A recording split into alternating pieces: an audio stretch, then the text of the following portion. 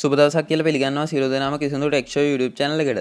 ඉතින් අද වීඩියෝ එකෙන් මම ගෙනත් තියෙන්නේ 2024 සාමාන්‍ය පෙළ විභාගයට පෙනී ඉඳලා ප්‍රතිඵල අපේක්ෂාවෙන් ඉන්න නංගිලා මල්ලිලාට විභාග ප්‍රතිඵල නිකුත් වන දිනය පිළිබඳ විභාග කොමසාරිස් ජෙනරාල් ඉන්දිකා කුමාරි ලියනගේ මහත්මිය සිදු කළ විශේෂ නිවේදනයක් ගැන.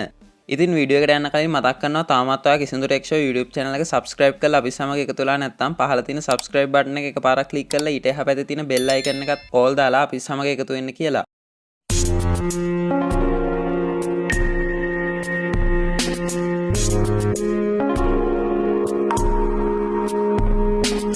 ඉතින් 2024 සාමාන්‍ය පෙළ විභාගයට පෙනී ඉඳපු නංගිලා මල්ලිලා ගොඩ දෙනෙක් මගෙන් කලින් වීඩියෝ වල අහලා තිබ්බා සාමාන්‍ය පෙළ ප්‍රතිඵල හරියටම නිකුත් වෙන දවසක් තාම රජයෙන් ප්‍රකාශ කරලා නැද්ද කියලා. ඉතින් මම කලින් වීඩියෝ වල ඕගොල්ලොන්ට කිව්වා රිසල්ට් එන්න කලින් රජයෙන් මේ පිළිබඳ ප්‍රකාශයක් කරනවා කියලා.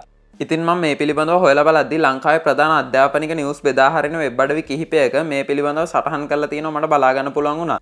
ඉතින් මම ඕගොල්ලන්ගෙන් ඉල්ලනවා මේ වීඩියෝ එක ස්කිප් නොකර හරියටම බලලා තේරුම් අරගෙන පහලින් කමෙන්ට් එකක් දාන්න කියලා. ඉතින් මුලින්ම කියන්න ඕනේ මේවා අසත්‍ය තොරතුරු නෙවෙයි කියලා. මේ නිවේදනය සිදු කරලා තියෙන්නේ විභාග කොමසාරිස් ජෙනරාල් AKS ඉන්දිකා කුමාරි ලියනගේ මහත්මිය විසිනුයි. අපි දැන් මේ නිවේදනය කියවලා බලමු. ඉතින් ඕගොල්ලොන්ට මුලින්ම බලා ගන්න පුළුවන් මේ සටහන කරලා තියෙන දිනය 2025 ජූනි 29 තමයි මේ සටහන කරලා තියෙන්නේ. ඉතින් මම හැමෝටම තේරෙන්න ඕන නිසා මේ සටහන සිංහලට ට්‍රාන්ස්ලේට් කරලා තමයි තියෙන්නේ.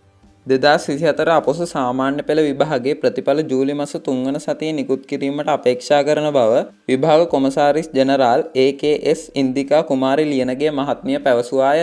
නිකුත් කරන දිනය යෝජනා කරන මෑත කාලීන සමාජ මාධ්‍ය වාර්තා සාවද්‍ය බව ඇය පැහැදිලි කරාය. ප්‍රතිඵල නිකුත් කිරීම සම්බන්ධයෙන් නිල යාවත්කාලීන කිරීම මත පමණක් විශ්වාසය තබන ලෙස විභාග දෙපාර්තමේන්තුව මහජනතාවගෙන් ඉල්ලා සිටියේය. ඉතින් මේ විදිහට තමයි විභාග කොමසාරිස්තුමිය ප්‍රකාශ කරලා තියෙන්නේ. මේ මගින් අපිට ජූලි මාසේ ඒ කියන්නේ ලබන මාසේ 3 වන සතියේ යම් දිනක විභාග ප්‍රතිඵල නිකුත් වෙයි කියලා විශ්වාස කරන්න පුළුවන්. ඉතින් ඔයගොල්ලන්ට මතක ඇති මම මේ වීඩියෝ එක පටන් ගද්දි කිව්වා මම මේ විභාග කොමසාරිස්තුමිය සිදු කරලා තියෙන නිවේදනයේ වෙබ් අඩවි කිහිපයක සටහන් කරලා තියෙනවා දැක්කා කියලා. ඉතින් මම ඔයගොල්ලන්ට දැන් තව වෙබ් අඩවියකට ගිහිල්ලා මේ ගැන පෙන්නන්නම්. ඉතින් ඔයගොල්ලන්ට පේනවා මේ වෙබ් අඩවියෙත් මම කලින් පෙන්නපු නිවේදනයම සටහන් කරලා තියෙනවා.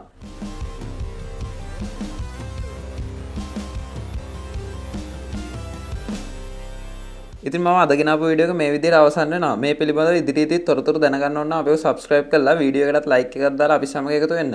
මේ පිළිබඳව අදහස් පහලින් කමෙන්ට් කරන්න. එහෙනම් අපි තවත් මේ වගේ වැදගත් වීඩියෝ එකකින් නැවත හමු වෙමු.